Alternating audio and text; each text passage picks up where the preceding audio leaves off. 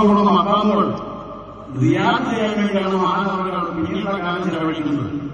മഹാനവറുടെ പിന്നീട് ചരിത്രം പരിശോധിച്ചാൽ നമുക്ക് കാണാൻ കഴിയുന്നത് അവിയൂരും ചാവക്കാടും ആലുവായും എല്ലാം തന്നെ മദ്രസ മാലിന്യമായി പ്രവർത്തിക്കുന്നത് നമുക്ക് കാണാൻ കഴിയുന്നുണ്ട്. മദ്രസ മാലിന്യമായി പ്രവർത്തിക്കുന്നത് മദ്രസയിൽ സേവനം ചെയ്യുക എന്ന് പറഞ്ഞാൽ അന്നത്തെ ആ നിലക്കാണ് ചിന്തിക്കുന്നത്.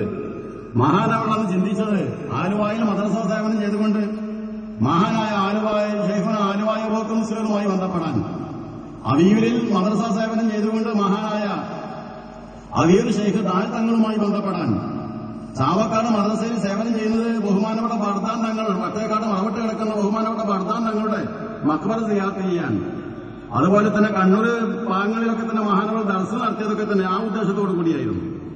അങ്ങനെ അദ്ദേഹത്തിന്റെ വിദ്യാർത്ഥി ജീവിതം അവസാനിച്ചതിന് ശേഷം പിന്നീട് നമുക്ക് കാണാൻ കഴിയുന്നത് ആ ഉന്നതമായ മക്കാമുകളിലൂടെയാണ്. ബഹുമാനപ്പെട്ട സമസ്തകളുടെ ജമിയത്തുലമയുടെ സ്ഥാപക നേതാക്കളിൽ പ്രമുഖനും അതോടൊപ്പം തന്നെ വിവിധ ത്വരീഖത്തുകളുടെ ഷെയ്ഖുമായിരുന്ന മഹാനായ പാനായിക്കുളം പുതിയാപ്പുള എത്രമാ മുസ്ലിം അവറുകൾ മഹാനായ ഷെയ്ഖുനയുടെ ഷെയ്ഖാണ്. എല്ലാ ത്വരീഖത്തിലുള്ള ഷെയ്ഖാണ്. ഷെയ്ഖുന അവറുകൾ മഹാനവറുകളിൽ നിന്ന് ഒരുപാട് അദ്ദേഹത്തിൽ നിന്ന് എല്ലാ ത്വരീഖത്തുകളിലും ശിഷ്യത്വം സ്വീകരിച്ചു. മഹാനായ ഷെയ്ഖുനയെ വളർത്തി ഷെയ്ഖുനയുടെ കഴിവ്, ഷെയ്ഖുനയുടെ ആന്തരികമായ കഴിവ് ബഹുമാനപ്പെട്ട പാനായിക്കുളം മനസ്സിലായിക്കൊണ്ട് തന്നെ മഹാനവറുടെ ഉന്നത സ്ഥാനത്ത് എത്തി നമുക്ക് മനസ്സിലാക്കാൻ കഴിയുന്നുണ്ട്.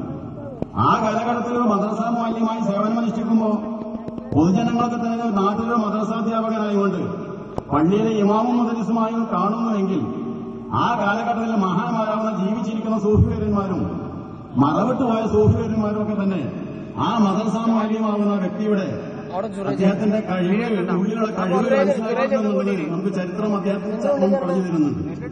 മഹാനായ ഒരു മദ്രസാധ്യാപകനായി സേവനം ചെയ്യുന്ന മഹാനായ പുതിയാപ്പുളമായി ബന്ധപ്പെട്ടുകൊണ്ടും ആത്മീയതയിലേക്ക് ഉയർന്നു വന്നുകൊണ്ടിരിക്കുകയാണ്.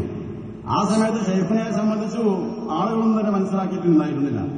ആ കാലഘട്ടത്തിലാണ് എടപ്പാട് ഭാഗത്ത് വലിയ പരിപാടി നടക്കുന്ന സമയത്ത്, ഒരു വലിയ സദസ്സുകളൊക്കെ തന്നെ പങ്കെടുത്ത് നടക്കുന്ന സമയത്ത് മഹാനായ പാനായിക്കുളത്തിന് നേതൃത്വം നടക്കുന്ന മഹത്തായ സദസ്സിലേക്ക് മഹാനായ ഷെയ്ഖുനെ ബഹുമാനപ്പെട്ട തന്റെ ശിഷ്യന്, തന്റെ മുരീദിനെ മഹാനായ പാനായിക്കുളം തന്നെ തന്റെ സദസ്സിൽ സ്റ്റേജിൽ വിളിച്ചു വരുത്തി തന്റെ സാന്നിധ്യത്തിൽ ഇരുത്തുമ്പോൾ അപ്പോഴാണ് ഈ വിദ്യാർത്ഥിയുടെ അല്ലെങ്കിൽ ഈ മുഅല്ലിമിന്റെ ഈ മദ്രസാധ്യാപകന്റെ സ്ഥാനം എന്താവുമെന്ന് പൊതുജനം മനസ്സിലാക്കുന്നത്. ബഹുമാനപ്പെട്ട ഷെയ്ഖുന ചാവക്കാട് മാത്രം മദ്രസാധ്യാപനം നടത്തിക്കൊണ്ടിരിക്കുന്ന കാലത്ത് അന്നത്തെ അവിടെ കമ്മിറ്റി പ്രസിഡന്റായിരുന്ന മൊയ്തീനാജിയും അദ്ദേഹത്തോടുള്ള സംഘവും കൂടി ബഹുമാനപ്പെട്ട ഷെയ്ഖുനയും കൂട്ടിക്കൊണ്ട് അവർ അജ്മീറിലേക്ക് സിയാറത്തിന് പോയി. അജ്മീറിൽ സിയാറത്ത് ചെയ്ത് കുറച്ച് ദിവസങ്ങളോടെ തങ്ങിയതിനു ശേഷം മടങ്ങാൻ വേണ്ടി ഉദ്ദേശിച്ചിരിക്കുകയാണ്. അടുത്ത ട്രെയിനിന് പോകണമെന്ന് ഉദ്ദേശിച്ചുകൊണ്ട് അജ്മീറിൽ